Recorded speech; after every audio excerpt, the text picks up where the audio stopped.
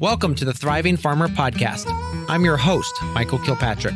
Our mission is to inspire, educate, and celebrate sustainable farming. We believe that you can build a profitable, sustainable farm that gives you true farm freedom. Join us as we talk to farmers, innovators, educators, and entrepreneurs to glean their top takeaways in business and life.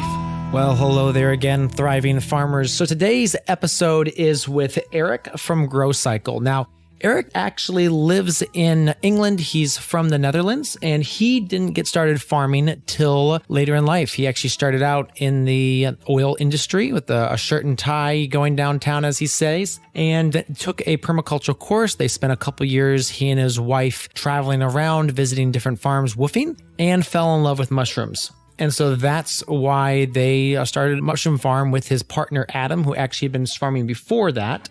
So he talks about their low-tech mushroom system. So often everyone looks at mushrooms production and then gets turned off by the pressure cookers, the autoclaves, all the heating and all the energy inputs. But Adam has focused on using very low energy inputs for building out their mushroom system. And that's what he talks about with me on the show today. So he talks about the favorite substrates that they use for mushroom production. He talks about the innovative selling systems they use, which actually means they're selling the mushroom product before they even fruit. So a fair portion of their product, they never actually deal with the mushrooms.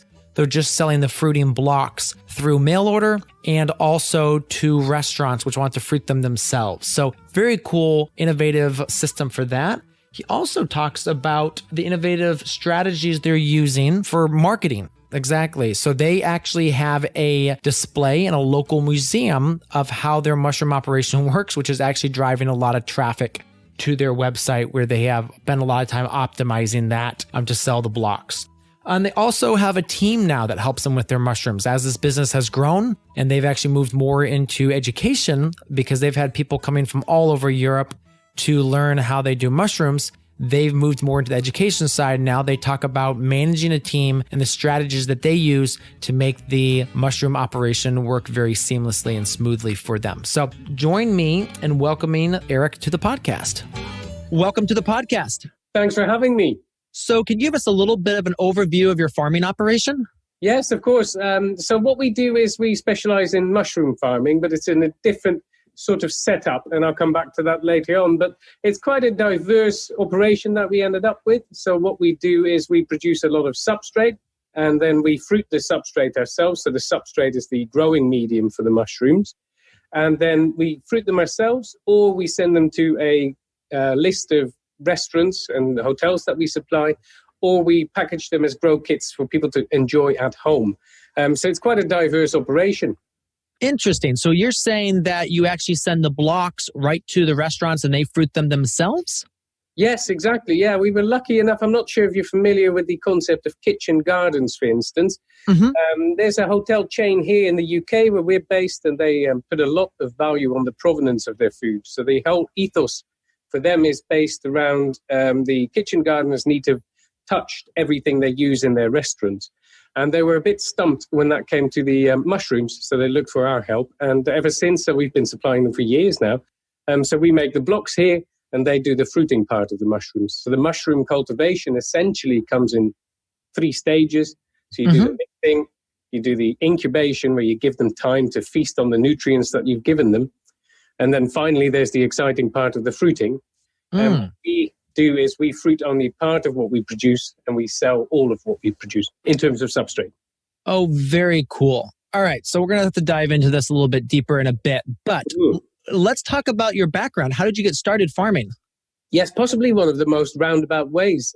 So I was never really into growing food as a youngster, and I went to university, and after finishing university, I did a master's in business studies in my native country, the Netherlands.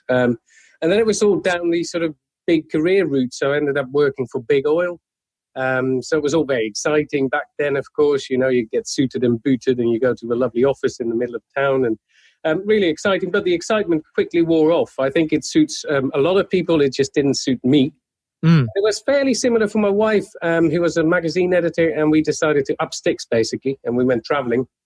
And during this traveling, we did a lot of what's called woofing. Are you familiar with that concept? Yeah, absolutely. Yeah, so we loved it because you basically meet a lot of like-minded people. You work on interesting small farms, and you get a connection with the food and the farmers. And we really liked it. So after traveling, and we visited some really cool projects. One of them was the Permaculture Research Institute in Australia as well, where I loved stuff like the Bamboo Boulevard, and they had it's just an amazing project there. Anyways, when we came back to the UK, we decided to do a whole growing season on an organic farm in Wales, and that really got us fired up in terms of food production. So then we decided to come down to Devon, where we're based in the southwest of England, and both of us did a course in sustainable horticulture. And just to wrap up how I got started growing mushrooms. The practical part of that course was given on a farm where Adam, who I now run GroCycle with, he was growing mushrooms here on that farm. And back then he was looking for a volunteer. And I've always liked eating mushrooms. I just didn't know a thing about growing them. So I put my hand up, and ever since we've been working together. Very cool. So what does a typical day look like for you on the farm now? Well, it's changed a lot over the years, as you might imagine. So when we met, that was 2011. Working for 8 years and working in kind of a different stages of our lives as well. So the first one was really almost like a dreaming stage where we just set out. So we're a social enterprise, what you might call a B Corp in the US. And we kind of set out to grow mushrooms in a different way, what we call the low-tech way of growing. And we wanted to get not necessarily big ourselves, so we didn't want to be the only growers doing things in this way. We wanted to inspire others to come along and grow with us in this way. And back then, what mostly caught our eye was growing mushrooms on coffee grounds, so used coffee grounds. And they're ideal as a substrate, as a food for the mushrooms, essentially, because they're packed with nutrients. But also, when you make a cup of coffee, when you brew a cup of coffee, the steam and the hot water effectively pasteurizes the coffee. So you then introduce what's called this mushroom spawn, which is the seed of the mushrooms, essentially. If you then introduce that quickly enough, that saves you a bunch of hassle. So normally in mushroom cultivation, you use pressure cookers and all sorts of things, autoclaves, to make sure you've got a clean substrate. But if you use this waste, so instead of the waste going into landfill, you use it as the food source for your mushrooms, then that makes total sense to us. So ever since, we've been sort of pioneering that. That's been going really well. And along the way, we just discovered other ways of growing as well. And the common denominator is the fact that we just don't use a lot of energy input. So we don't use those autoclaves. We don't use the pressure cookers that other growers might use, and certainly the larger industry uses. And that's been kind of a mission for us. So at first, like I mentioned, it was a bit of a dreaming stage, trying to find our feet. We were quite successful early on in selling grow kits for mushrooms to do people to grow mushrooms at home. And then after that, we were doing too much of it ourselves, basically. And then we set up the world's first urban mushroom farm in a city close by here in Exeter. And that ran for a while. So that meant we had to employ somebody. And that farm doesn't run anymore now. The lease came to an end. So now we're growing back at where we always used to be and always have been. And basically what we do now is we have a team of 3 people who run all of the physical side of things for us. And we are also just going back to our roots, where we help people to grow and inspire people to grow. And we do that mainly through our online courses. So it's been a really interesting journey where from doing almost too much yourself and not outsourcing any of the work, not getting any help, to now having all that help and not getting to the growing, which is essentially what we started off doing. We both have a real passion about growing food. So basically what our day looks like at the moment is making sure everything runs smoothly. We support our community of hundreds of growers around the world. By supporting, I mean the online course members. And then when there's time left at the end of the day, we just make sure that we get stuck in with the more practical things as well. Very cool. So some of the R&D and just figuring out more things around mushrooms. Yes, exactly. Also sort of almost like hobby projects. So on top of our more commercial setup now, we also have a mushroom garden. We try to cultivate things outside, mostly medicinal mushrooms like reishi and pio pino and shiitake, and all of that work is coming to fruition as well. And that's just really nice to see. So that's how we sort of mix things up a little bit. So every spring we inoculate a ton of logs, and then we put them away for a year or so, and then they shoot fruit. And that's happening now, actually, which is really cool. And that kind of stuff keeps us connected to the farm. Absolutely. All right. Wow. So it sounds like you have a lot going on. What kind of systems have you set up to ensure you focus and tackle the most vital priorities each day? Because I know you have a team now that does that. So how do you manage that? And do you have like SOPs, or how do you make sure that they focus on what needs to be done? Yes, that's a very good question. So basically, what we have now is a really nicely set out, a set of task lists, checklists, if you will. And people who do all the operations, they know I need to tick that box, need to tick that box. And that seems to be running very well. And then on top of that, we have near our fruiting room, we have a little tablet basically. And people could just log in and record all the data, like what's been harvested, what the CO2 levels are, the carbon dioxide levels, and all those sorts of things get tracked in that way. But it's not always been that way. So it's a very good question that you ask, because when I went to work for these large corporations, everything was process driven. Mm-hmm. And I think in hindsight, I should have been more on the ball when we started having people on our team to be a bit more process driven. And the best decision that Adam and I have made in that respect is to actually say, okay, well, we're not doing this ourselves at the moment, so why not choose one person and make them responsible for it? And now we have a farm manager who does a really good job. And we make sure that he's got enough time to do those checklists, because we basically have other things on our plate and we like to focus on that. And that's been a really good decision. So that's working really well at the moment. Very cool. Okay, so you've got the checklists, you've got a farm manager, which kind of is in charge of making sure the checklists are followed, and building out new checklists for the systems. Yes, exactly. And also just to, I kind of reminded myself of what value there is in the course, because basically that should answer all the questions of the team. So back then when we started working with the team, we also saw it as a test of, okay, well, have they got enough in the course as a resource? Is that enough of a reference for them to make a farm run successfully? And that's been a really interesting test. And the answer is yes. And I'm really pleased to see that. Awesome. Very cool. So who are your mentors in mushrooms? Did you have specific people that you looked to for information when you got started, or was a lot of it just trial and error? Well, that's a good question. So for me, I wasn't the first one out of the two of us to grow mushrooms, right? So I came on board as a newbie when Adam sort of coached me. So if there's a mentor for me, then he's one of those. And for him, in turn, he had some very practical training from a couple of friends who, Gary and Richard, who both ran small mushroom operations in different parts of the UK. And they were quite keen to just train him up, really helpful. And that's been almost like an apprenticeship starting. And I think in general, people who have an interest in fungi and growing mushrooms, they seem to be really happy to connect. And that's good to see in the first place, of course. Mm-hmm. The other point I wanted to make is that I'm not sure if you're familiar with a guy called Paul Stamets. He's probably the most famous mycologist in the world. And books like Mycelium Running, that's one of his. That's just been really helpful for us. So he'd be a mentor as well. And you mentioned you've heard of him, right?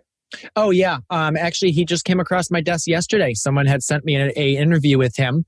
So yeah, I'm very familiar with him. Would love to go on the podcast at some point, but I know it's very challenging. Yeah, that'd be amazing. Was that the Joey Rogan experience that you were pointed towards? Actually, it wasn't that one. It was a different one that he had out. But yeah, absolutely looking forward to seeing if I can score an interview with him. Because again, I keep telling people half the reason I do this podcast is I'm so interested in all these things myself. An excuse to get people on that I want to talk to. Exactly. Yeah. And I definitely recommend people, and that includes you, of course, to check out the Joey Rogan experience with Stamets. I mean, the guy is he's fascinating through all of the stuff that he, explains and all that sort of stuff. And I don't want to spoil things, but, there are Black Hawks involved in some of his stories, visiting his mushrooms operations. It's worth looking that up. Very cool. Very cool. All right, so let's kind of dive into a little bit more of the operation, because you've said a couple of very interesting things. So you're not using pressure cookers. You're not using like that high energy inputs. What kinds of medium are you growing the mushrooms on? You said coffee grounds. What other things are you growing on? Basically, the central part of our ethos is not to kind of mollycoddle the spawn, by which I mean a lot of growers almost treat the fungi as a really weak organism. Okay. And it's not. It's a really, really powerful organism. As you can tell, I mean, it's been around way longer than human beings have, of course. And so they have a way of just fighting their corner and thriving. At the core of our ethos is really that if you give the fungi the right parameters to thrive within, then basically you don't really need to use all the energy input to kill off all the competitive organisms. So if you look at mushroom growing on an enormous scale, it's typically split up in 3 different stages where somebody propagates the spawn. That's all with lab conditions, and that's a whole different skill set for a lot of people. Then it goes to the substrate producers, and they produce the blocks. And then it goes to a third party who only fruits the blocks. So it's basically a really specialized system where everybody specializes in just one part of that. It uses a lot of energy, not just to go from one stage to the other, because it's shipping a lot of product. But also it's energy intensive in the fact that because they want to have a 100% success rate, they kill off all the competitive organisms. And that's what I mean with people using pressure cookers and using autoclaves. That's that part. It's not just that it's energy intensive, it also costs a lot of money if you want to do that on a small scale yourself. Well, that's absolutely the biggest reason I haven't started growing mushrooms, because I'm very interested in them and I've done a lot of research, but I always get to you've got to do this massive energy intensive step. And I'm like, I don't want to have to think about that. Well, exactly. And that's why it's one of our bugbears, basically, Michael, is that we think among small food growers that mushrooms are too often overlooked. And this certainly is one of those reasons why people choose not to. And they think it's a really difficult crop to cultivate because of perhaps having to use pressure cookers and gas cookers. You know, there's an element of fear perhaps involved. But basically, you don't actually need to do all of those if you choose your substrates well and your growing techniques well. And that brings us back to your question. So what we use is coffee grounds, for instance, because, like I said, they've been pasteurized during the brewing process. We use other pelletized materials, tend to be really, really good, because during the pelletization or pelleting, I mean, a lot of heat sort of pasteurizes the substrate. So there's straw pellets that people can get their hands on. Sawdust pellets, for instance, you can use. And then obviously there's also other things you can use. So what we like to use and teach people how to use is what's called a lime bath technique. I'm not sure if you've heard of that. Yeah. So it's just basically lime's really caustic and kills. Yeah, exactly. You raise the pH to such a level that not many organisms survive on that. Specifically, the oyster mushroom really thrives in that high pH environment. And that's a really nice way. You basically just soak some straw, you add the right amount of pickling lime or builder's lime, and then you can just, you can do without all of the pressure cookers and all of the lab style kit. And that, in sense, just to come back to your point about not growing mushrooms yourself, that lowers the barrier to entry, basically. And that's why I think people like to grow in this way. Yeah, exactly. So what kind of capacity can you achieve with this system? I mean, some of your students, how big of operations are they scaled up to now? Well, yes, it's interesting. So some people go for we've got people in cities, of course, who don't, there's no space to just drop a shipping container in if you live in the middle of a city. Some people take it to a micro level, a nano farm. One of our students has called it. It's really cool. He's repurposing dishwashers and all sorts of stuff. But then at the higher end of that spectrum, there's people who grow about 200 kilograms of mushrooms each week. And that's really, really cool to see. Very cool. So you mentioned shipping containers. So they're grown in shipping containers and basement rooms, dishwashers, it sounds like. I'm sure you could use like freezers, old freezers and fridges. Absolutely. Within reason, you can possibly convert most spaces, I'd say. Very cool. Yeah. So let's talk about the profit potential, because it sounds like you're not doing a ton of inputs, but obviously there is costs involved, and you actually have multiple streams of income from this, because you're not only selling the mushrooms, but you're selling the kits. So that's really cool too, because I think that really gives people another edge in this whole the sales funnel. Yes, absolutely. I mean, the kit's always been close to our hearts because it allows many, many people to just grow mushrooms for the first time. And a lot of kits out there on the market are just not very high in their success rate. And often this is because if you think about the spawn and the substrate, lots of kits have got those separate and they sit on the shelves in the stores for too long, and the spawn is basically dead by the time anybody starts growing. And that's put a lot of people off their first sort of growing endeavors. Now, with the kits that we've got, we do all of the first stage, so the incubation stage, ourselves. So we know that it's got a 100% success rate, and that's why we have a grow guarantee as well with them. So it's pretty much, yes, if there's a problem, we're here to support you, but we're also pretty sure there won't be a problem. Mm-hmm. And then we pop them in a box, and people, 2 weeks later, they've got mushrooms growing at home. The speed at which mushrooms grow is often misunderstood by growers as well. It's just phenomenal. They grow right in front of your eyes, basically. Yeah, I actually have a friend in Dallas area which just put in a mushroom operation, and he's just sending me the time lapses that he's just literally doing in like 8 or 10 hours. And it's incredible those things just explode right out of those bags. Yeah, absolutely. You've got a few days where they sort of gather their strength, and then suddenly they start pinning, which we call, it's tiny mushroom heads starting to form. And after that, they pretty much double in size each day. So it's quite exponential. Wow. So let's talk a little bit more about these kits, because this kind of excites me. So do you actually ship these through the mail too as well in a box, or do you have them pick up locally? No, we only sell them through our website. So we are a totally e-commerce based company in that respect. And the reason for that is quite simple. Back when we started, we sort of approached quite a few shops. It's a really popular gift idea, right? Because it's sort of ethical. It's got the growing element. It's got a bit of learning in there. It's got a bit of fun in there. So we thought it'd be a great gift for people. So then you go down to, say, a fair, and you meet lots of people who run gift shops, and we started supplying some of those. But if they don't sell them quickly enough, and a lot of that depends on the point of sale material and all those sorts of things, of course. If they don't sell them quickly enough, then basically after a while, the mushrooms will start to grow. They're such a strong organism, they won't wait. But then we started to get pictures of really panicky sort of shop owners sort of going like, what's happening here on my shelves? This is all growing, and the box is, that's not what we expected. So basically, we stopped supplying people. Now we keep them here, and we have a few tricks up our sleeves to make sure to extend the shelf life, and then we send them out in their peak condition. And that's the way. And the other thing is that that way you do keep a relationship with your customers, and that's really nice too. Yes. So I remember when I was probably, 10, 11, 12, someone did send us a mushroom kit, and it was one of those that had sat way too long, and we ended up getting a few mushrooms off of it, but it was incredibly disappointing because, we had literally a small handful of mushrooms. And of course, the picture on the box showed us that we would have, literally a bin full. So yeah, well, exactly. I know the feeling, Michael. I was given a shiitake log many, many years ago, and I'm quite excited about this. And then after, I think, a month of looking after it quite well, I had one shiitake off this really heavy log. And it just, and as in the end, nobody's all that happy then. I, as a customer, wasn't so happy, and I'm sure the supplier was hoping for a better log. Yeah. And that's the beauty of these grow kits that we sell. You can just check them that they're in prime condition before you send them out. And we get lovely feedback. It's just, it's a really cool thing.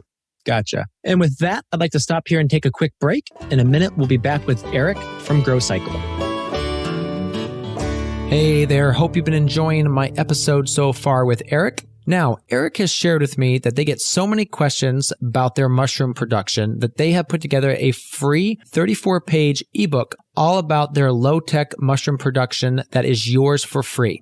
All you have to do is head over to thrivingfarmerpodcast.com/mushrooms and download your copy today. So in it, they talk about the 5 steps to growing your first mushrooms. First, find the right space. Second, choose the right design. Third, build your farm. 4, start growing. And they list the exact recipe they use. 5, harvest and sell. So head over to thrivingfarmerpodcast.com/mushrooms and download your copy today of Eric's 34-page low-tech mushroom guide. So we are back with Eric from GroCycle. All right, so let's talk about sales now. So obviously you're selling the kits. You could actually set up at the farmer's market and obviously sell these kits as well. Yeah, we used to do that specifically around Christmas. We used to go to local markets here because it's a really popular present around that time. Ever since both of us have got young kids now, ever since that, the our enthusiasm for standing on a cold Christmas market at night has reduced significantly. I can imagine. But it's still very much worth doing. And it's great fun to stand on markets. I always loved it. We used to do that when we grew in Wales on that organic farm, to sell your produce and just to find out what people are interested in and have that conversation is just a really good way to go about it. Very interesting. So then, but they can also grow the bags in their grow room and then sell the mushrooms. And there's quite a good demand for mushrooms. Yes, there is. There is actually. That's got a lot of reasons, of course. I mean, more people are cooking with mushrooms. There's a focus on mushrooms as a meat replacement. There's a shift in diets anyway to more vegetables and less meat, of course. You hear more about food being your medicine, of course, and medicinal mushrooms, I'm sure, have their time to come still. But basically, it's a really nutrient-rich source. And it's turned out to be, I think it's a $30 billion industry right now, and it grows at about 10% each year. And obviously, lots of that, that market will be supplied a lot by really enormous farms. So, for instance, in my native country, the Netherlands, there's loads of really big farms, and they cost millions and millions to set up. And that's not doable for everyone, and it won't be. But if you grow in this way that we suggest you do as a small grower, then those barriers to entry aren't, they're not significant. It's doable for most people. And the beauty is that with mushrooms not traveling very well, you do actually have a clear advantage over these large food producers. Those cold chains, they're just enormous, right? So by the time a mushroom hits the supermarket, and especially the gourmet varieties like shiitake, oyster mushrooms, those varieties, they don't keep all that well. So by the time they're at the supermarket shelves, they're sort of 3-4 days in. They look a bit sweaty and all that sort of stuff. Yeah, as a local food producer, we have tons of our course members who just go to farmers markets, and people just think the mushrooms look better, and they are better. They're fresher. Yeah, I know even the really high-end retail stores here, shops, have some of them, and they just don't look great. So that is a huge advantage of being the grower that's actually cutting it fresh, taking it right to the market. One other question I had for you: after the mushrooms are done growing on these bags, can these bags then be composted and made for the garden, or is the pH still too high from the lime? Or no, it's actually got a really nice. We had some of our compost tested years ago, and it has a really nice carbon to nitrogen ratio, which is great. So we're on a farm where there's a few farming operations. So we're, say, the mushroom growers, then there's a community garden. There's also a community-supported agriculture scheme. And they use, between those projects, they use a lot of our compost, which is great, so it doesn't go to waste. The other options that people can consider is vermiculture. So, we have in our compost heap, there's tons of little red worms that you can see thriving in there. So it doesn't need to go to waste at all, which is a great thing. Very cool. Very cool. If there was like a magic reset button as it relates to starting your farm, what systems would you go back and put in place sooner? Yes, that's a good question. I think earlier on I said at the start, when we were sort of in this dreaming stage, we probably did too much ourselves. If you look at some of the bits like picking up supplies, driving, lifting, lots of stuff, all the things that don't necessarily drive your business forward, but you hold yourself back because it's a confidence trick, isn't it? You need to be confident in what you're doing, that it actually works, and that it's, the income is there to pay other people and all that sort of stuff. So in hindsight, I think we kept in that mindset for way too long. So one of the things as part of this magic reset button for me would be to hire staff sooner. Not in the least, because often they do a better job than you would do anyway. I mean, basically, if you tell somebody, so we like to tell people, not necessarily how to do it, but basically we want to set, this is the outcome. This is what we want to see at the end of the ride. And then often they come up with a better way of doing it anyway. So that's cool. That's a really clear lesson for me.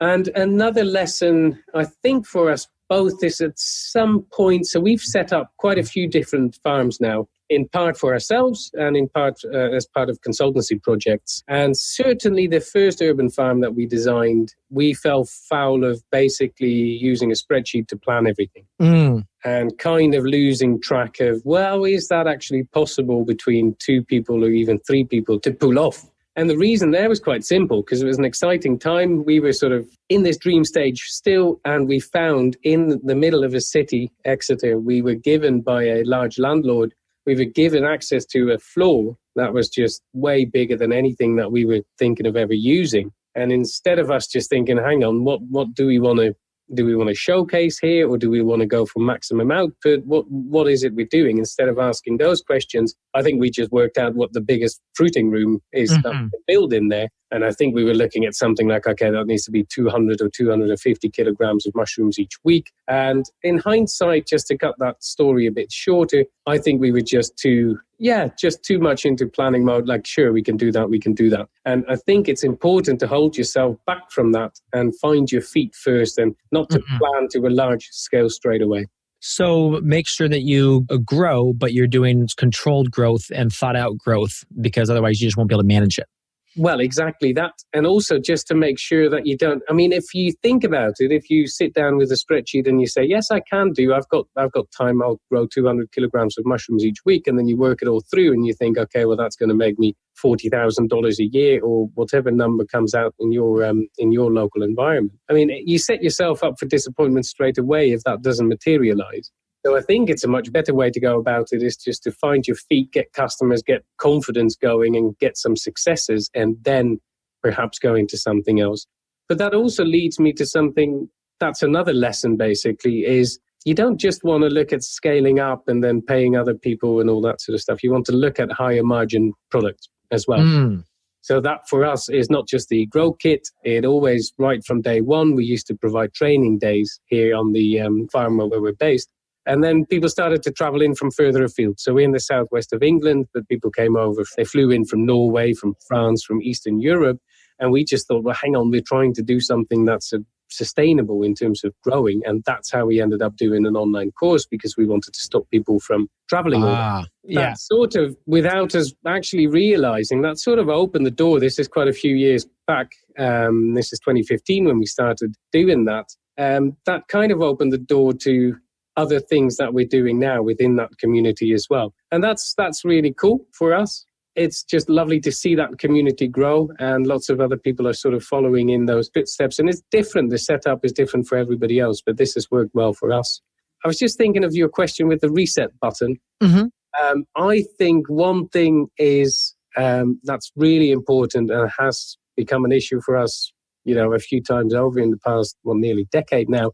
And that's just tracking your cash flow and your finances really well. It's so easy to kind of come unstuck when you face a large bill, for instance, and then you haven't really been foreseeing it all that well. And at the same time, as a small food grower, it's also really easy to avoid because you want to just be growing your crop and doing that well. And then you've got a result to show for it. You still need to sell it, of course. That's often underestimated. But then if after that you also need to do some spreadsheet planning and P&L planning, that often just falls by the by. And that's something that we've certainly fallen foul of in the past. Gotcha. All right. So, when your early years, it was just you and Adam, how did you divide roles? Did you manage one side of the business and he another, or did you just kind of split things equally? In terms of physical work, I think we split things pretty much equally. In terms of sort of pushing the business forward, we did a lot just together because it was all uncharted territory for the both of us, basically. And now we're much, much better at saying, okay, well, that's your side of things. That's where your strengths are. I'll do this more. And there needs to be some sort of specialization, basically, where you think, well, if I'm going to do it, it's going to take me twice the time that it would do because you've done it before. So why would we go about doing it that way? Gotcha. So now that you've added people to your team, how do you find those type of team members? Yes, we've been really, really lucky. But I think in part it's also because we're part of a thriving community here. There's a lot of growers and we all like growing food. So you bump into each other and there's always people who are new to this area, for instance, who might want to get involved. So basically the way we've gone about it is that we found our farm manager and then, you just look around for people who might be interested. You get some references because within this community, it's quite sort of close-knit. So if you choose from that pool of people, then you end up with just a bunch of motivated people who like growing food. So we've been pretty lucky in that respect. Gotcha.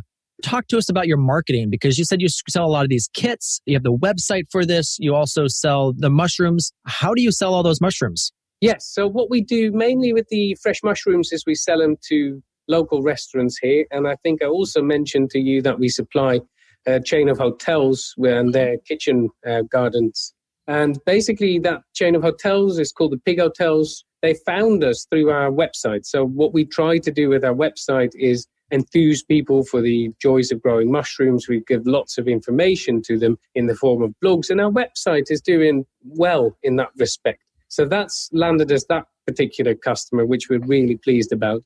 And then another thing that we did, so we did a bit of consultancy for the Pig Hotels. And then much to our surprise, we were approached by the Victoria and Albert Museum in London, which was a real honor, and it took us by surprise. But that shows you how worthwhile it is to have a website out there and people can find out a bit about what you're doing and what you stand for. They were really enthusiastic from the point of view of recycling this huge waste stream, this huge stream of coffee waste that normally is thrown into landfill. And the reason they were so excited was from an urban agriculture perspective. It tells a really nice story. So we were approached by them, and then we helped them build a urban mushroom farm in the V&A Museum, which is currently running. It's running until the end of October, 20th of October, I think. So it's been running there for 6 months. They've grown tons and tons of mushrooms in the museum gallery there.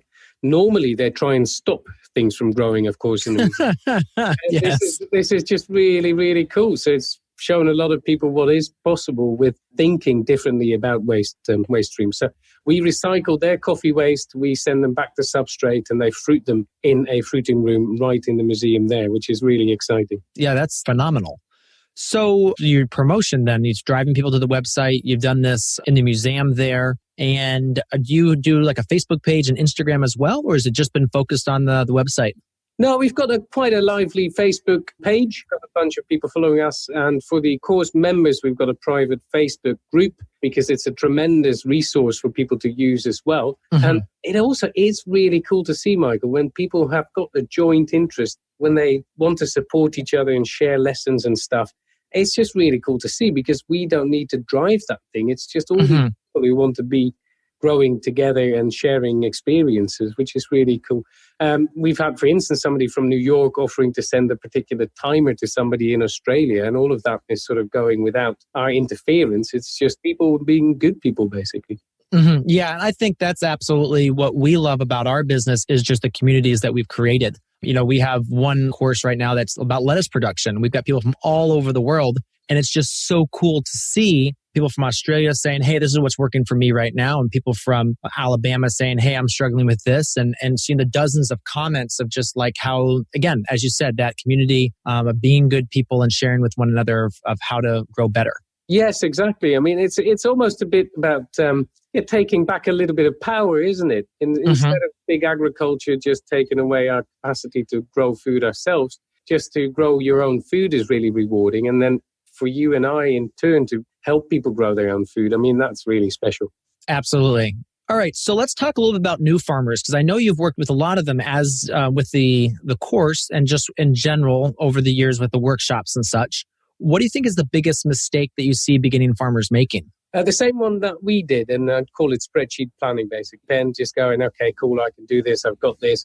And then just going in, like I'll grow 150 kilograms to 300 pounds in the US of mushrooms. And you need to understand what it's like basically in your local area, whether mushrooms will sell there, whether you can do it on a sustainable basis, whether you've got the interest to support all of this work, because it can be, like growing most crops, it can be quite hard work, of course, on a repetitive basis. So if you start out, my advice is always to try and get a feeling for it. Yeah, before you scale. Exactly. Find your feet first, putting your volume, not putting volume over quantity, but just making sure you can grow a really good crop of mushrooms and then see where you want to take it, whether you want to start with your family and friends first, whether you want to stay, whether you want to keep growing at that level, or whether you want to do one farmer's market, or indeed whether you want to supply a wholesaler. I mean, those are all that sort of part of a progressive journey, isn't it? Okay, so then to that point, how many square feet, do you have like a ratio of square feet per pound of mushroom grown for like the size of your grow room? We have a rule of thumb, and that's a funny one actually, because it's about 10 square meters for 10 kilograms of mushrooms each week. But what that is in feet is a bit of a tricky one. Well, I'm sure people can figure that one out, so don't feel like you have to. No, exactly. And it's also, you can find it on one of our blogs, but it's, I think it's a ratio of 3.3 from the top of my head, but what that is in squared, I'm Gotcha. Not entirely sure there. Yeah. All right. So if you could pick one, what would be your favorite farming tool? That's a good question. Right. I'm at a disadvantage here, of course, because what we try to teach people is to grow low tech, so we don't use tools in the first place. I think I'd have to say it's our humidifier. We built a humidifier ourselves, and it's a really cool, simple setup where we just have a barrel, you put in a 5-disc pond fogger, and you connect it up with the correct ducting and all that sort of stuff. And we show people how to do that, of course. And it's just a really cool tool. And it just makes you think, wow, yeah, you don't need to buy this off the shelf. You don't need to get somebody else to build it. You can just do it yourself in a couple of hours at most.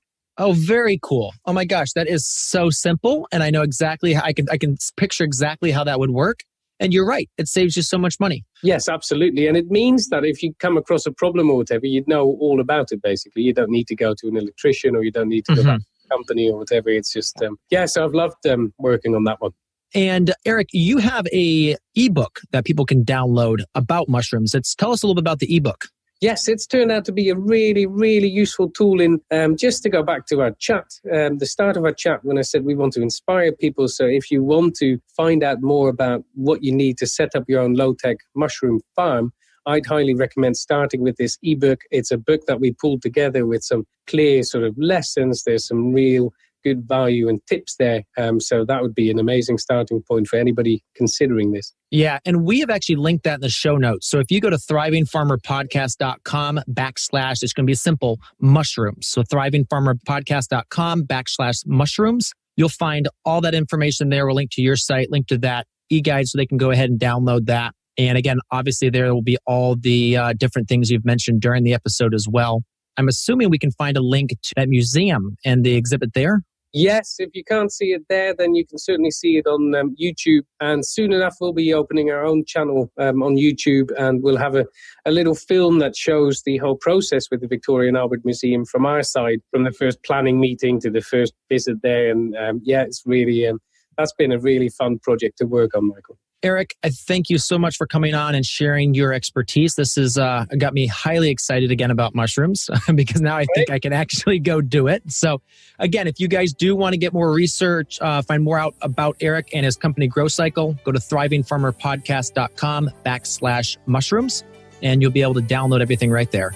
Super. Michael, thanks a lot for having me. It was a real joy. So there you have it, another episode in the books. So I'd love if you would hop on over to iTunes and leave us a rating and a review. Those mean everything to us. We love to hear what you're thinking. If you have a podcast guest that you can recommend, please pop on over to the